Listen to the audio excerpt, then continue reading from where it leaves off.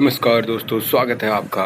तो चीन ने अमेरिका को चेतावनी दी है कि आग से खेलने वाला खुद जल जाता है। तो ताइवान को लेकर जिनपिंग ने बाइडेन को बहुत बड़ी चेतावनी दी है। ये चेतावनी क्यों दी है?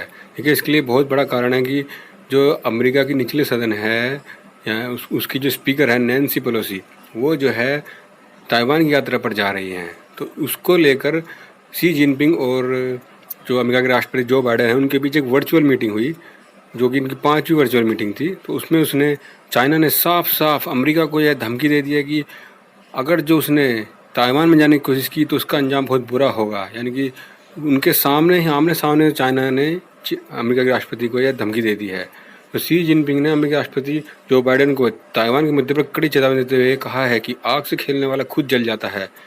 तो जिनपिंग ने बाइडेन से कहा कि अमेरिका ताइवान के मुद्दे पर आग से न खेले। दरअसल अमेरिकी राष्ट्रपति जो बाइडेन और उनके चीनी समकक्ष शी जिनपिंग ने गुरुवार को करीब करीब 2.5 घंटे की वर्चुअल मीटिंग की। इसी दौरान जिनपिंग ने व्हाइट हाउस में जो बाइडेन थे उनको ये बात कही। तो इस चीन ने चेतावनी ऐसे समय पर दी है जब अमेरिकी कांग्रेस के निम्न सदन हाउस ऑफ रिप्रेजेंटेटिव की स्पीकर नैन्सी पेलोसी ताइवान जाने की योजना बना रही हैं।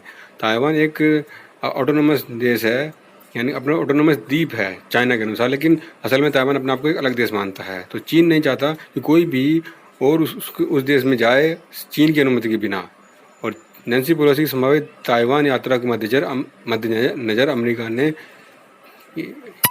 को चेतावनी दी है चीनी राष्ट्रपति ने कि आग से खेलने वाला अंततः खुद जल जाता है। ऐसा नहीं कि उसने पहली बार कहा, उससे पहले भी इसने ये नवंबर में बाइडेन से यही कहा था। तो उसने कहा था कि मुझे उम्मीद है कि अमेरिकी पक्ष हमारे बात को समझेगा। और चीनी राष्ट्रपति ने कहा है कि यह चीन की जो 1.4 बिलियन से अधिक चीनी लोग हैं, उनकी इच्छा है कि कोई भी अन्य देश उनकी राष्ट्रीय संप्रभुता और क्षेत्रीय अखंडता को ना तोड़े। यानी कि चीन नहीं चाहता कि कोई भी अन्य देश ताइवान जाए, क्योंकि ताइवान अपने आप को एक अलग देश मानता है और चीन उसको एक चीन का ही पार्ट मानता है। यानी वन चाइना पॉलिसी। यदि चीन के बिना अनुमति के कोई अन्य देश ताइवान जाएगा तो लोगों को यही लगेगा, दुनिया को यही लगेगा कि वन चाइना पॉलिसी ख़त्म हो गई है। और ताइवान ये चाहता है कि वह एक इंडिपेंडेंट देश रहे, क्योंकि पहले ताइवान में जो सरकार है उसकी जो भी सरकार थी वो चाइना में थी।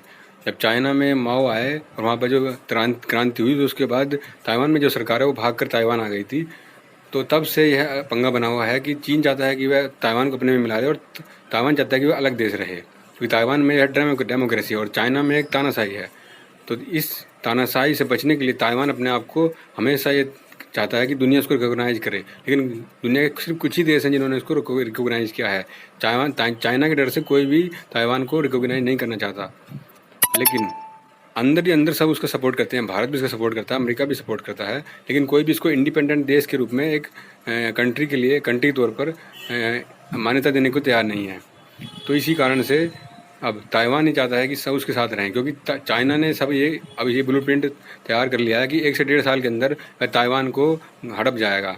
तो इस कारण अब अमेरिका खुलकर ताइवान के सपोर्ट में आ गया है, क्योंकि उसको पता है कि यदि ताइवान को उसने सपोर्ट नहीं किया तो उसके बाद उसका अगला निशाना चाइना ही होगा, मतलब अमेरिका ही होगा चाइना का निशाना।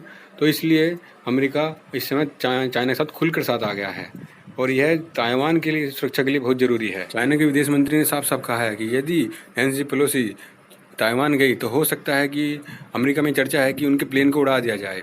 तो इस कारण से वहाँ पर एक बहुत बड़ा खतरा बना हुआ है अमेरिका में कि हो सकता है कि इससे फिर एक वर्ल्ड वार छिड़ जाए, क्योंकि यदि नैन्सी पेलोसी के प्लेन को शूट कर दिया गया तो उसके बाद अमेरिका फिर चाइना को नहीं छोड़ेगा और चाइना भी अमेरिका को नहीं छोड़ेगा। दोनों के पास ही परमाणु हथियार हैं, तो दोनों ही एक दूसरे को तबाह कर सकते हैं। इससे थर्ड वर्ल्ड वार शुरू हो जाएगा, और थर्ड वर्ल्ड वार अगर शुरू हो जाता है तो उसके बाद दुनिया तो ख़त्म ही हो जाएगी, क्योंकि इसके बाद वर्ल्ड वार ख़त्म हो, दुनिया जरूर ख़त्म हो जाएगी, एंड ऑफ वर्ल्ड जरूर हो जाएगा, वर्ल्ड वार एंड हो या ना हो। तो इस कारण से अमेरिका में यह कि हो सकता है कि चाइना जो है उनके प्लेन को शूट आउट कर दे। और चाइना के विदेश मंत्री ने साफ साफ चेतावनी दी है कि हम इस यात्रा को रोकने के लिए किसी भी हद तक जा सकते हैं। उन्होंने कहा है कि we mean it and we will do it. तो इस कारण से अमेरिका में बहुत चिंता है, और अमेरिका को ये लग रहा है कि यदि अब चाइना को नहीं रोका गया फिर बहुत देर हो जाएगी, क्योंकि अमेरिका और चाइना नंबर 1 और नंबर 2 की पोजीशन पर चल रहे हैं, और चाइना चाहता है कि वह नंबर 1 सुपर पावर वर्ल्ड की बन जाए। और यदि अब वो है ताइवान पर कब्जा कर लेता है अमेरिका के होते हुए, तो फिर अमेरिका की हेजेमनी बिल्कुल ख़त्म हो जाएगी। चाइना बढ़ चढ़ कर अमेरिका को ख़त्म कर देगा। और अमेरिका इसी से बचने के लिए ताइवान की हर संभव मदद कर रहा है।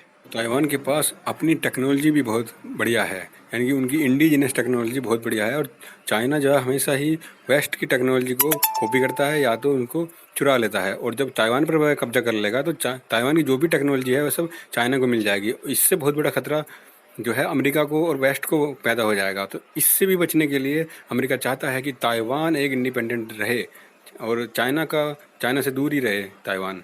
और इसीलिए ताइवान को बचाने के लिए अमेरिका अंदर ही अंदर उसकी भरपूर मदद कर रहा है जितना भी उसकी हो सकती है, क्योंकि अब ताइवान जो है अमेरिका के सपोर्ट से ही बच सकता है।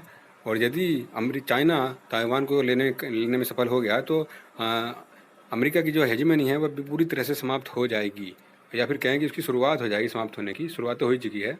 कम से कम अमेरिका तो यही मानता है कि उसके बाद चाइना को रोकना लगभग इम्पॉसिबल हो जाएगा अमेरिका के लिए।